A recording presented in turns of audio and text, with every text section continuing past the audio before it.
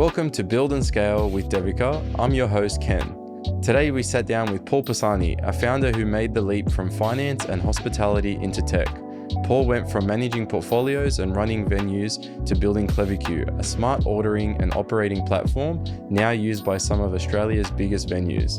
In this episode, we cover 4 key areas: the decision to back yourself on a tech entrepreneurial path, raising capital from family, friends, and partners, the advantages of having a long-term technical partner, building a product-led company in a relationship-driven industry. If you're a founder building tech for the industry you know best, this one's for you. So starting out a business like ClevaQ, how did that come about for you? We were opening up a venue, me and my business partners at the time. It was a chicken shop. We don't own the chicken shop anymore.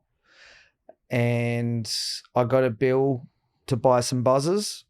And I was like, why are we buying buzzers? If you know what I mean by the buzzers, that those square things that you get at your local pub, or like sort of the same thing if you had a ticketing machine at your RTA. And I was like, why is this still happening? And that was only 2016. Then I went to a couple of places that further instilled in me that this isn't going to be the way of the world in the not too distant future. And obviously you have ideas all the time, but this one felt like one I wouldn't mind taking some action on. One thing led to another, and a lot of courage had to be built up over about a 12-month process. Along that 12-month process, I got introduced to yourself. And at some point, because life was fine, there was no need for me to go and do something. And the wife most probably also thinking, Paul, you've got enough on your plate. And you had a discussion with me at the time and said, hey, are you going to do this? Or like, maybe we just let it go. And at that point, I pressed the email to raise some money with me, my business partners, and one mate. The journey, I guess, started to make an MVP. So even before the buzzers, what was your experience in running a business? So you mentioned a chicken shop. What was that process like? Yeah, so prior to that, my biggest involvement actually in life is in the finance world, managing portfolios, etc. Outside of that, I would run the books, HR, operational flow type of stuff in a cafe that we ran that then led to a chicken shop and now back to another cafe. So we own 2 of the same cafe now, irrelevant to this discussion, but has allowed me to build this business without draining the startup. And what was that transition like? So going from running a bricks and mortar services-based business to actually building a digital product, what was that, journey like? Fairly seamless, outside of the fact that I underestimated what was required to do. Not underestimated on what I was about to embark on, but underestimating where this was going to go, right? Maybe I should have had a few more discussions early on. I didn't have a mentor early on. I had clearly a dev partner, which I vetted, 5 or 6 dev partners. And from the moment we met, I felt like there was definitely a partnership that was going to be something that would last a long time. That's not something I shared with you at the time, but I felt that, and it's proven to be the case. So it was fairly seamless from a product standpoint. It wasn't seamless from a lifestyle standpoint. Mm-hmm. The work that was involved was going to be significant unless you wanted to raise a hell of a lot of money and lose control in the business. So, which is what I wanted to do. So you mentioned hitting send on that email. So what built up the courage to do that? I think that's a personality trait. Once you say you're going to do something, you're going to do it rightly or wrongly. That's sort of in my nature.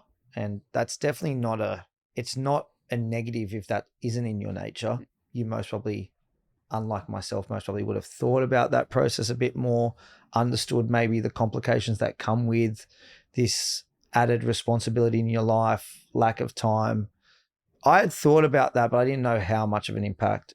Anyway, I pressed the send button. And for me at that point though, with the catalyst of you asking me that question, I was all in. I don't know how long it's been, maybe 8 years. I'm not one to keep, timestamps. I have made sure that there have been plenty of times along that journey that I thought maybe not.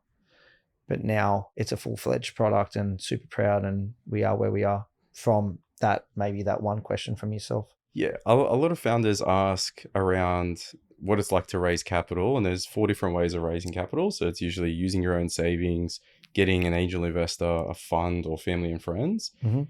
You put your own capital into this, but also reaching out to family and friends. What was that like? And for someone else looking to do something similar and having that, unknown. Yeah, I guess I've had a background in raising funds previously, and I've done a couple of other projects in the past. And I don't know if other founders can relate to this, but those projects have mainly been around whether it be a property or the cafe or something like that. And they've been tangible that people can see and have gone, oh, Paul, if you do something in the future, let me know. And so I felt like this was actually something that I could personally do and raise some capital and give people some equity in it from the beginning. Once again, rightly or wrongly. And we are where we are. So that was the reason I went down that road. I felt comfortable doing the raising side of it and the financials and being as transparent as possible as you can with a startup that has no revenue. That's the journey we went on. Then subsequent raises have meant that we've either done that through partners who have wanted to come on board or otherwise, and also going back to the existing shareholder base. So you took the route of getting family and friends involved. Yeah. What are the different pros and cons that you think about in that process? Not everyone's going to be in the same position, but I had a very small track record of doing some things that had worked out, nothing major, right? So people were like trusting of me as a person, like there was transparency around some form of execution outside of my normal 9 to 5 job. That meant when I sent the email, the response was quite quick and people wanted to be involved. That doesn't necessarily mean that was the right route to go down. Maybe I should have looked to partner up with a strategic partner more from day one that could help me with sales or some form of involvement of actually developing the code or whatever the case may be. But anyway, that's the right route I took. I think the good thing is that the business hasn't been a failure, so I don't have to have that discussion. With COVID, obviously the success has taken a little bit longer than expected, but that's life. Super supportive shareholder base who never really asked me any questions. I think it's really important to have, regardless of the family friends thing, you have to stay in conversation with your shareholder base. So having as best as you can, as busy as you will be, 6 monthly updates or at an absolute minimum annual updates on where you're at and what the capital is being used for and where you are going forward. The pitfall of having family and friends is they're literally there as usually a silent shareholder. So there's no real help on that side. That doesn't say there's been no help. There's definitely been the odd, hey, why don't you speak to this person or why don't you speak to that person? And those referrals are usually very warm. They are few and far between. So maybe it would have been better to go down a JV route, but I went down a route. I'm with it now. But there's no doubt in future raises, if it was to be a significant amount of money, I would definitely look to go down a strategic partner route rather than family and friends. So what was that like, going back to existing shareholders, but also bringing in some strategic partners in your future raises? And was that even on your radar when you first started? I didn't know where I was going really when I first started. First, we were building a buzzer. Now we've got a fully integrated solution that does staff, customer ordering, PMS, POS, loyalty. So everyone's different. I was building a B2B business. So I'll say it a few times, rightly or wrongly, I've chosen to take the journey of our first customers and then leaned into that space. And our first customers were clubs. So off the back of that, we had loyalty partners, payment gateways, and we went from being a buzzer solution to actually being able to order. It wasn't on my radar to team up with partners, but our strategic partners, as in our payment gateway or POS partner, or for me was the right choice.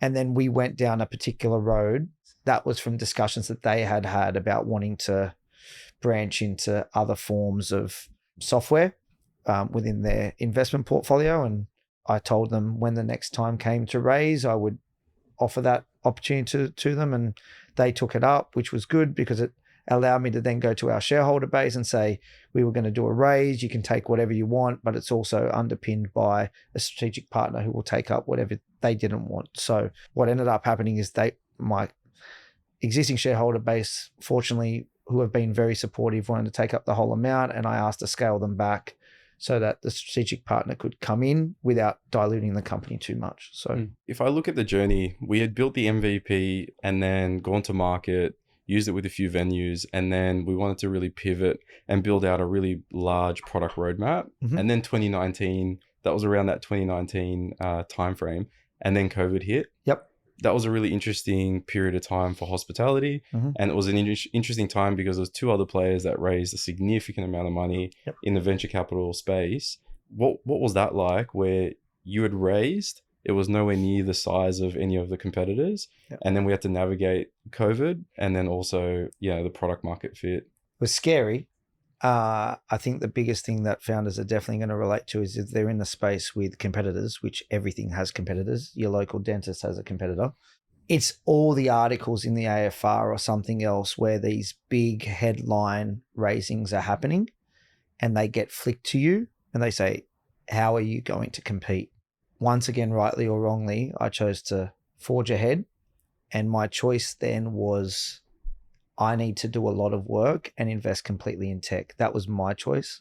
We lost all revenue during COVID because venues were cut down. And I said, I'm going to use I didn't know how long COVID was going to go, when venues were going to reopen. But what I did know is that we only had at that time maybe 5 or 6 venues. We had just started the thought of making revenue because we obviously gave our initial customers the product for free. And I said, actually, Ken, let's increase the resources during that time. I did another raising at the start of COVID and said, let's actually come out of COVID, whenever that is, with a product that I can sit in meetings and sell and compete with the alternatives in the space and try and find our niche, which we did, which was in independent agnostic loyalty connections. That was the choice pre-COVID, and we came out of it with a product that could easily meet the brief for the marketplace. Yeah, because there was definitely noise around some of them raising capital, and then it felt like there was 12 months later where there was a lot of noise around them blaming the venture capital firms for actually spending a lot of this money on US expansions and all the rest, where you spent a lot of that time on the product. Was that something that was intuitive to you, or something that was you could hear what the customers were asking for and others weren't doing that? That's a bit of a hard one. I still think the competitors were doing a really good job, and they're obviously trying to get to market first. That wasn't the journey I wanted for us. I just had to be laser focused on what we wanted to achieve.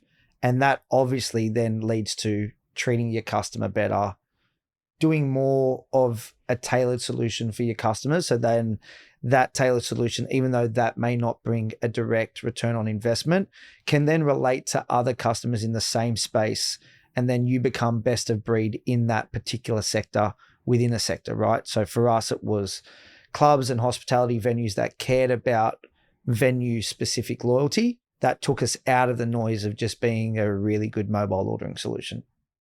I guess I always knew from day dot, I didn't want to be owned by a VC firm from day one on that journey, because I knew hospo, I knew where I wanted the product to go from an operational flow standpoint. And that's sort of where we are now. That discussion may change over time, it evolves, but I knew I didn't want it early on. And so I chose to do all the raising and capital requirements on our own front, using the benefit of discussions with our dev team to try and get to market as fast as possible. And then one of the greatest things of using Devika is being able to be the seamless shifting up and down of resources, which has allowed me to speed up sprints or be happy with where we are so we don't burn through money as fast. So if we fast forward to today, if you were to explain ClevaQ, what it was at the start, we've mentioned it was initially a buzzer app. What is it today? Initially, we thought we were going to be a buzzer app, which was everyone downloads an app, has a custom QR code, and then they could go to any POS, and depending on what service they were receiving, they could get a custom notification about the status of their order and where it's at, right? Now, our initial space was going to be in hospo.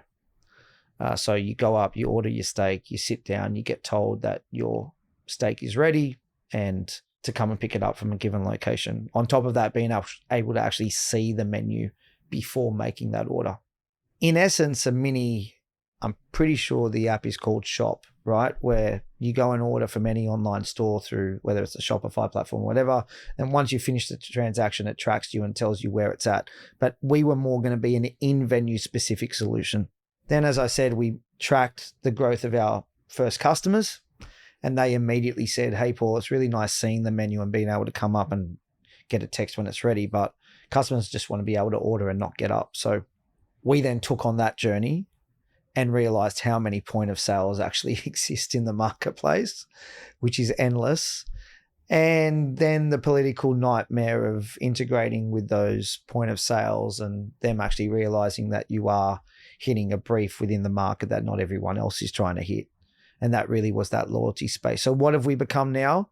The way I put it is ClevaQ is a connector of best of breed from a mobile standpoint, right? So a venue or a retailer can have their own loyalty. They can have their own point of sale. They could have their own property management system, their own CRM.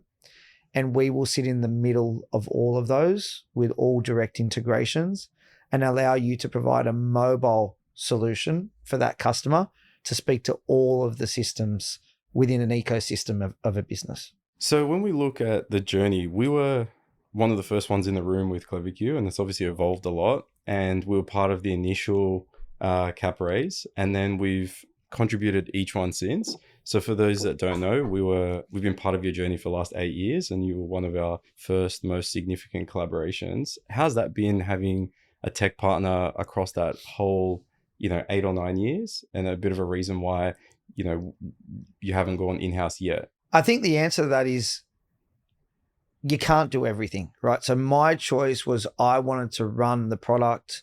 I knew what I wanted the product to look, feel, and most importantly, operate like. I knew I didn't want to go down the VC route. That meant if I was going to be so focused on everything else, I needed a development partner that provided me continuity and a level of cadence for the product that was going to meet the requirements of the market.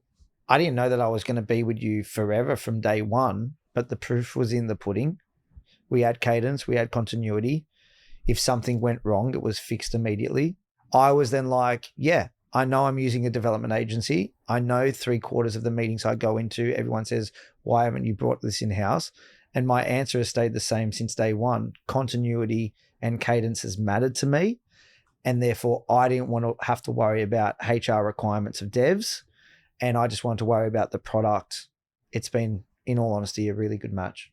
So you've mentioned about us giving you continuity and bringing the technology in-house. So why have you stayed with us for the last 7 years? One thing is trust. 2 is you haven't been a gatekeeper of knowledge. And 3 is I felt comfortable challenging the team over time. Now that takes time. It hasn't been like we haven't been with you for 6 months and challenged you 5 times. We've been with you for 7, 8 years and we'll have critical discussions, It's been really refreshing, and you get different voices from different people that you wouldn't have access to if it was all internalized. And I'm not silly. Like, I speak to other people, and when you tell them the framework that you're working with and the fact that you're on AWS, their response is one of positivity. So that gives me further reassurance that I'm on the right track.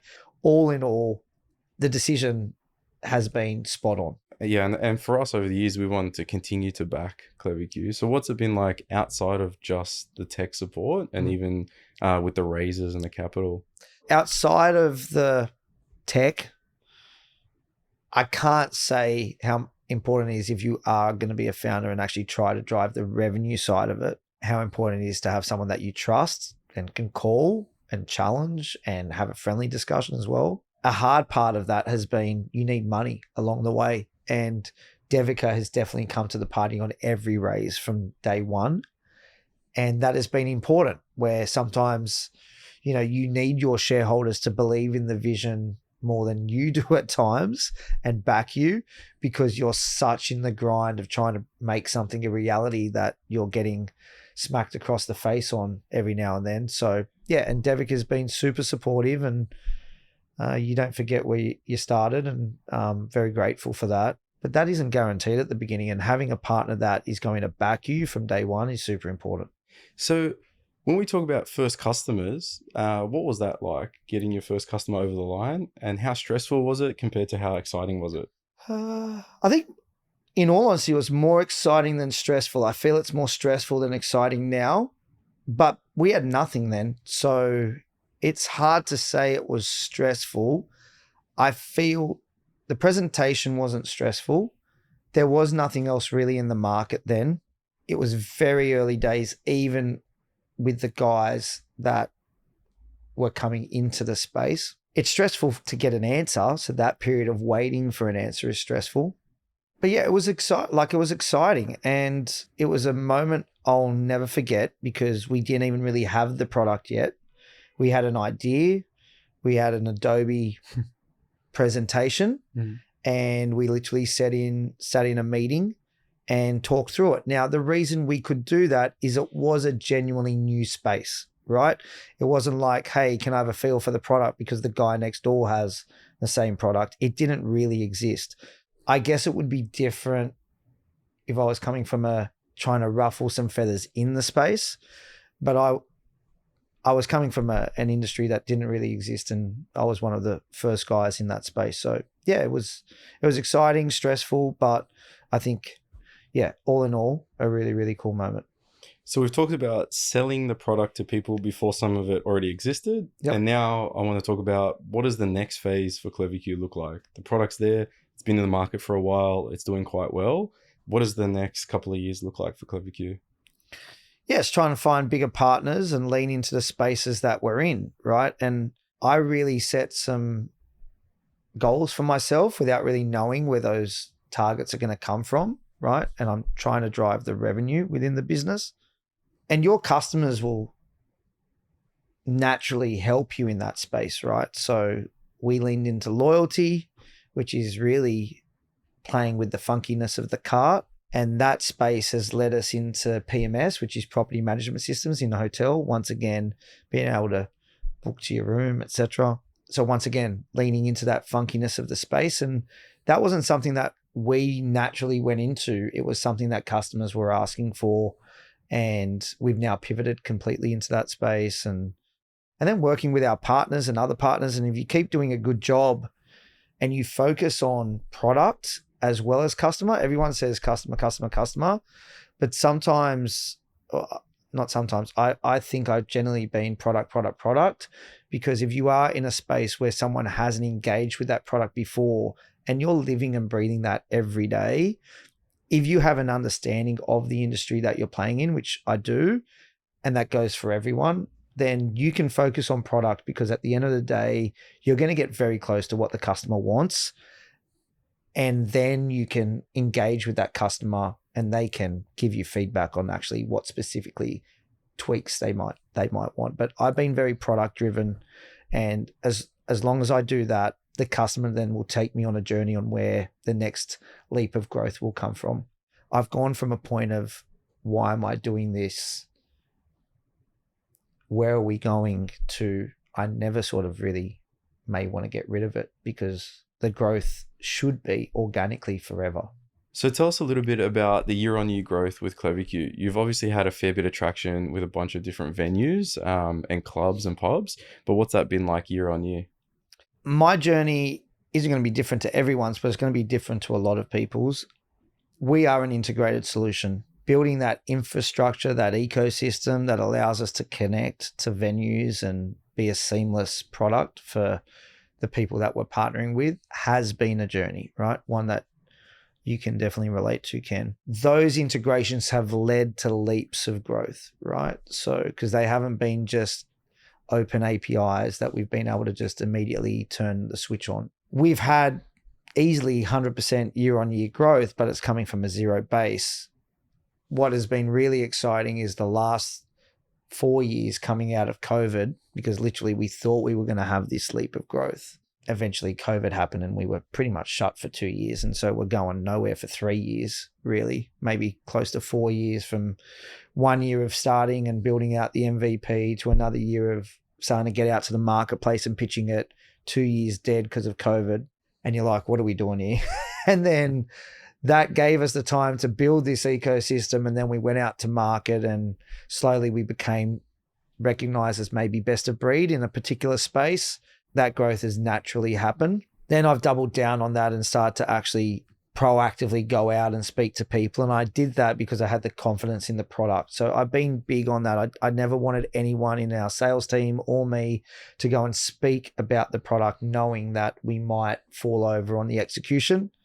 So it's been really important that I think the important part about growth is that you have very minimal churn, and we have near zero churn of customer. That's really great to know because it means that everything, well, most of what you bring on is going to be growth, right? Now we're looking at bringing on maybe a couple of resellers and strategic partners that can go and sell our product either as a bolt onto their own or as a complete solution. We've had 100% the last, maybe 130% last 2 years ago, 100% last year, and this year most probably 75% growth. Obviously that's coming from a higher base, so that growth is likely to go down ever so slightly. And the reason for that is, once again, I have chosen the route of not bringing on a fully fledged sales team. That may change over the next 12 to 24 months as we get further above our break-even line, which has been a monumental moment for us at the beginning of this year. That wouldn't have been possible without our customers and, in all honesty, the growth of the product. And therefore, the growth in the product has allowed us to sell more stuff, and with more stuff comes more transactions, more engagement of the customers, so you're more likely to get repeat business and naturally the flow onto that.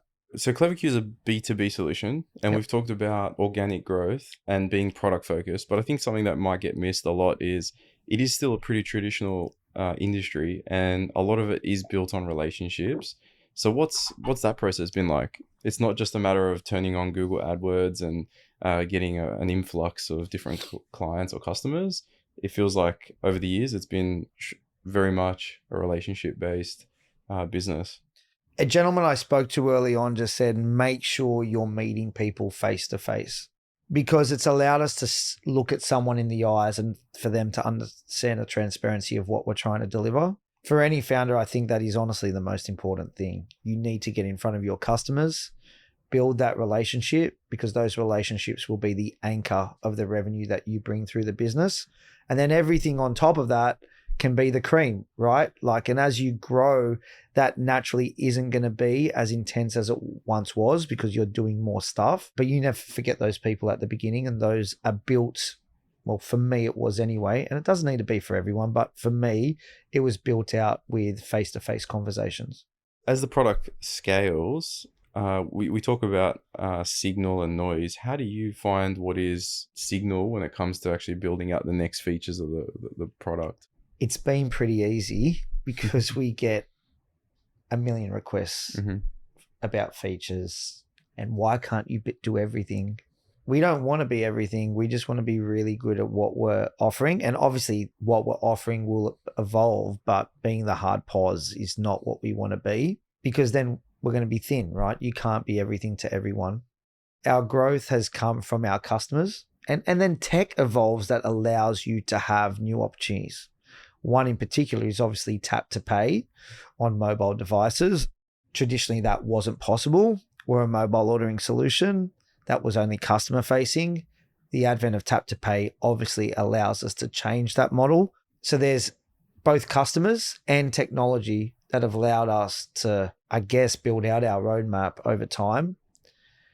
And then speaking to customers. If you're not speaking to customers, you're not going to know. And what's important for one customer, although maybe not vocalized by others, is more than likely relevant to a lot of other people. And building those niche features does allow you to win business when you are in the B2B marketplace. Going back to what that first year was like, we talk about a lot of challenges and hurdles. What's something that you wish you may have done differently? Foresight's a beautiful thing. And once again, tech is an evolving space, back then, 8 years ago, web apps weren't really a thing, and apps were the thought. We capture the customer's data, this, that, and the other, da, da, da, da. But I think over time, you realize you still want to engage the customer. So there's other ways that maybe that could be done. And so that part of the product's changed. Like we're now predominantly, like 99% of transactions are web-based, but we still maintain the app because it allows me once again to pivot into maybe another marketplace or ecosystem down the road. And I've made the choice to not make that part of the product end of life and maintain it for 7 years. We never know, we might need it. Now, once again, that is definitely one of those rightly or wrongly decisions that I've chosen to make. But I'm glad I've made it, because now with all the features we have, if we ever wanted to provide a white labeled product for a major retailer, we could, and that major retailer most probably wants an app, right? Mm-hmm. They're not going to want it to be strictly web-based. So cool. So we've talked about the challenge. Now, what are the highlights? What part of that journey, especially in the first couple of years, would you say coming out of product market fit and then starting to monetize? Definitely is the low churn we've had of staff. Near zero. That doesn't mean we have a big team, but say a team of 12, still working with the same people I started with.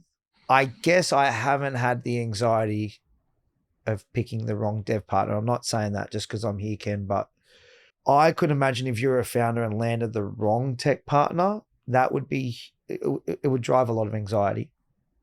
How do you pivot this, that, and the other? Now, I pivoted with in partnership with you into different things of ways we can do stuff, but I always felt that the person delivering it was the right person to deliver that solution for me. Personnel is definitely the most important decision, both your dev partner and the other people that you have around you. So that has been unbelievable. Outside of that, the most exciting things are hitting milestones.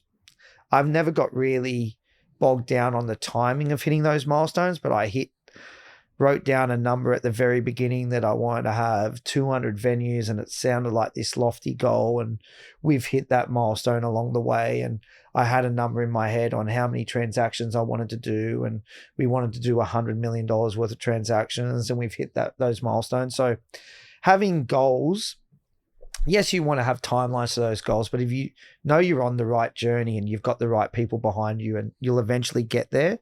So I'm not one to get bogged down on the timing. I know you'll listen to a lot of help me books and they'll tell you, oh, you've got to hit the goals. But I think you want to be on the right journey. No one knows COVID's going to happen, so the goals go out the window.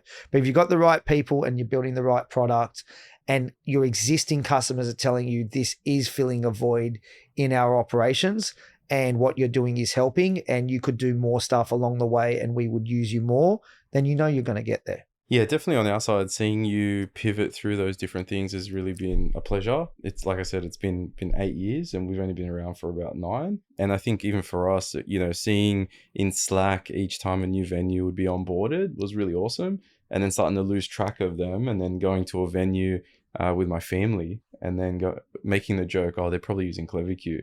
And you say that so many times as a joke, and then it becomes reality where you pull out your phone and all of a sudden these venues are all starting to use ClevaQ.